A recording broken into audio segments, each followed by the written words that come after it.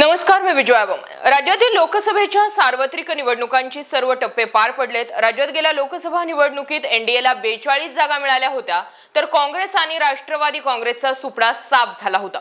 यावेळेस त्यापेक्षा अधिक जागा निवडून आणण्याचा दावा एनडीएने केलेला आहे। मात्र महाराष्ट्रातील सध्याची राजकीय परिस्थिती आणि मतदारांनी व्यक्त केलेला असंतोष, उद्धव ठाकरे यांच्याबाबत मतदारांमध्ये निर्माण झालेली सहानुभूती या सर्व पार्श्वभूमीवरती ही गणित निश्चितच बदलली जातील अशी शक्यता आता वर्तवण्यात येते।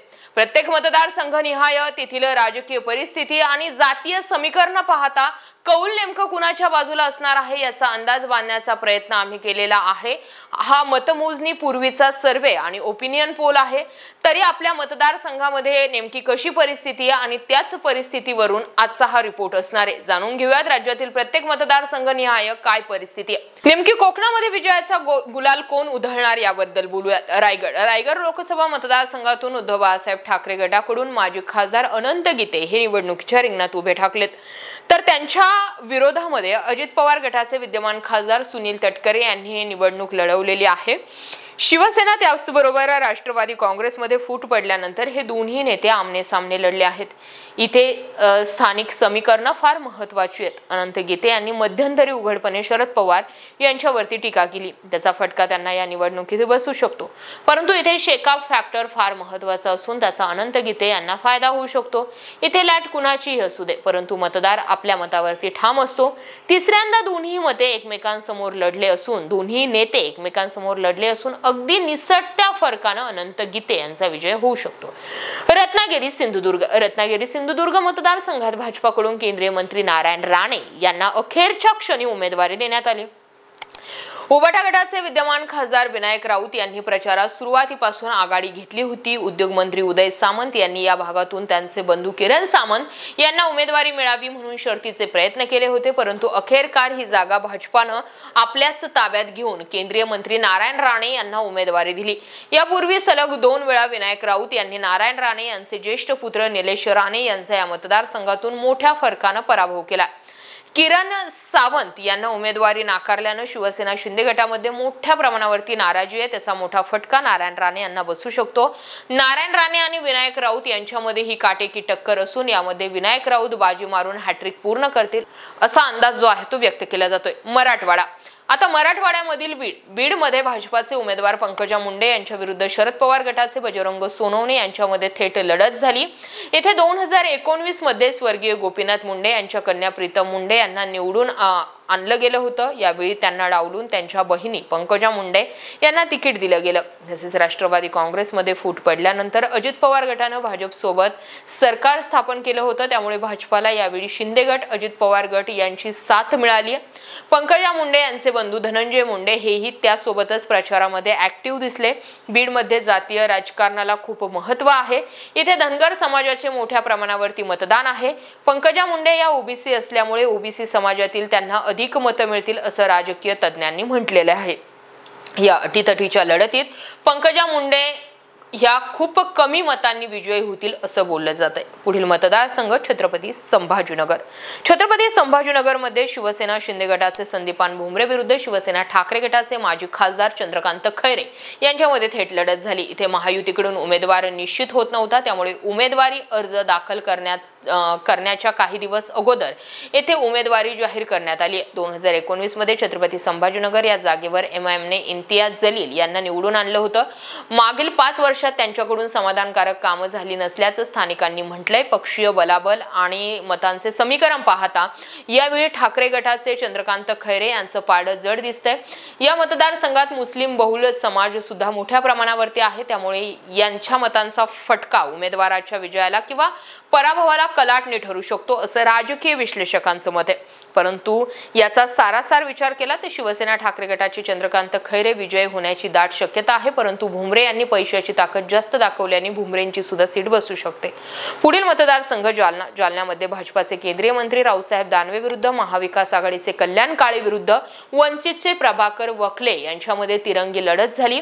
जालना लोकसभा मतदारसंघात भाजपाचे वर्चस्व दिसून आले, कारण 1999 पासून 2019 पर्यंत रावसाहेब दानवे हेच इथे 5 वेळा खासदार म्हणून निवडून आले आहेत। दानवे यांनी केंद्रीय मंत्री असताना त्यांनी अनेक कामं मतदारसंघात केलेली आहेत।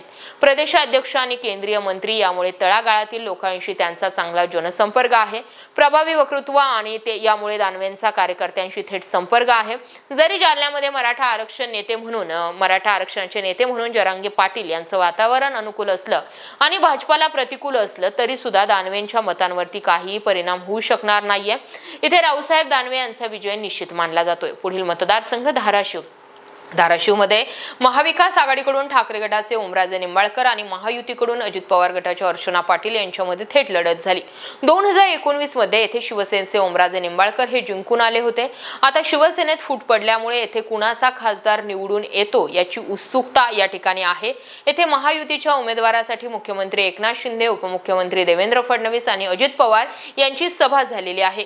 या ठिकाणी शिवसेना ठाकरे गटाचे वर्चस्व असल्याचं दिसून येतंय। मात्र आता राष्ट्रवादी काँग्रेस आणि शिवसेनेत फूट पडल्यामुळे मतांच्या मोठ्या प्रमाणावरती विभाजन झालंय आणि याचाच फटका ओमराजे निंबाळकर यांना बसण्याची शक्यता वर्तविण्यात येत आहे। परंतु मतांचं समीकरण पाहता अगदी काही मतांनी ओमराजे निंबाळकर हे या ठिकाणी विजय होतील असंच बोललं जातंय। पुढील महत्त्वाचा मतदारसंघ आहे तो म्हणजे लातूरमध्ये भाजपाचे सुधाकर शृंगारे विरुद्ध काँग्रेसचे शिवाजीराव काळगे विरुद्ध वंचित बहुजन आघाडीचे नरसिंह उदगीरकर यांच्यामध्ये तिरंगी लढत झाली। लातूरमध्ये मागील 2 वेळा म्हणजे 2014 ते 2019 मध्ये भाजपाचे खासदार निवडून आलेला आहे। 2019 मध्ये सुधाकर शृंगारे हे निवडून आले होते, परंतु आता इथे वंचितनेही शिरकाव केल्यामुळे मोठ्या प्रमाणावरती मतांचं वर्गीकरण झालंय। याचाच फटका महायुती आणि महाविकास आघाडी दोघांनाही बसण्याची शक्यता असल्याचं बोललं जातंय। परंतु स्थानिकांचा कौल आणि राजकीय विश्लेषकांचा कौल पाहता भाजपाचे सुधाकर शृंगारे यांची सीट या ठिकाणी लागून जाईल। पुढचा मतदारसंघ हिंगोली मतदारसंघ हा अनेक कारणांमुळे चर्चेचा मतदारसंघ राहिला। कारण येथे शिवसेना शिंदे गटाकडून हेमंत पाटील यांना उमेदवारी देण्यात आलेली होती आणि त्यानंतर उमेदवार बदलण्यातही आला। येथे शिवसेना शिंदे गट बाबूराव कदम विरुद्ध शिवसेना ठाकरे गट नागेश पाटील आष्टीकर विरुद्ध वंचितचे डॉक्टर बी.डी. चव्हाण यांच्यामध्ये तिरंगी लढत झाली।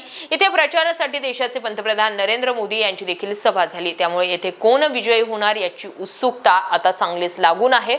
तर दुसरं महत्त्वाचं म्हणजे शिवसेना शिंदे गटाचे हेमंत पाटील यांच्या उमेदवारीला स्थानिकांनी विरोध केला होता। कारण लोकांपर्यंत पोहोचण्यास आणि लोकांच्या समस्या सोडविण्यात ते अपयशी ठरल्याचं स्थानिकांनी म्हटलं। पाटील यांच्या उमेदवारीला भाजपानं ही विरोध केलेलाच होता। भाजपानं उमेदवार बदलण्यास मुख्यमंत्री एकनाथ शिंदे यांना भाग पाडलेलं होतं। बाबूराव कदम हे शिंदे गटाचे आणि नागेश पाटील आष्टीकर हे ठाकरे गटाचे यांच्यामध्ये अत्यंत चुरशीची लढत होणार आहे आणि दोघांनाही जिंकण्याची संधी या ठिकाणी आहे। मात्र येथे नागेश पाटील आष्टीकर हे काही अल्प मतामध्ये जिंकून येण्याची शक्यता असल्याचं राजकीय विश्लेषकांनी म्हटलं। पुढील मतदारसंघ नांदेडमध्ये भाजपाचे प्रताप पाटील चिखलीकर विरुद्ध काँग्रेसचे वसंतराव चव्हाण यांच्यामध्ये थेट लढत झाली। 2019 मध्ये येथे भाजपाचे प्रताप पाटील चिखलीकर हे निवडून आले होते। मात्र नांदेड हा काँग्रेसचा बालेकिल्ला समजला जातो आणि खास करून येथे माजी मुख्यमंत्री अशोक चव्हाण यांचे चांगलं वर्चस्व आहे। परंतु आता अशोकराव चव्हाण हे भाजपामध्ये गेल्यामुळे येथे भाजपाचे उमेदवार प्रताप पाटील चिखलीकर हे विजयी होतील असं भाकीत जे आहे ते वर्तविण्यात येत आहे। पुढील मतदारसंघ आहे परभणीत महादेव जानकर विरुद्ध महाविकास आघाडीकडून ठाकरे गटाचे संजय जाधव यांच्यामध्ये थेट लढत झाली। परभणी हा शिवसेनेचा बालेकिल्ला समजला जातो। 2019 मध्ये शिवसेनेचे संजय जाधव हे खासदार झाले, परंतु आता शिवसेनेत फूट पडल्यामुळे आणि मतांचं विभाजन झाल्यामुळे महादेव जानकर आणि संजय जाधव यांना विजयाची टक्केवारी 50-50 मानली जाते। पुढील आणि शेवटचा मतदारसंघ अहमदनगर येथे भाजपाचे सुजय विखे पाटील विरुद्ध महाविकास आघाडीकडून शरद पवार गटाचे निलेश लंके यांच्यामध्ये थेट लढत झाली। 2009 पासून भाजपाचे खासदार या मतदारसंघामध्ये आहे। 15 वर्षात भाजपाचे वर्चस्व राहिले। 2019 मध्ये सुजय विखे पाटील खासदार म्हणून निवडून आले।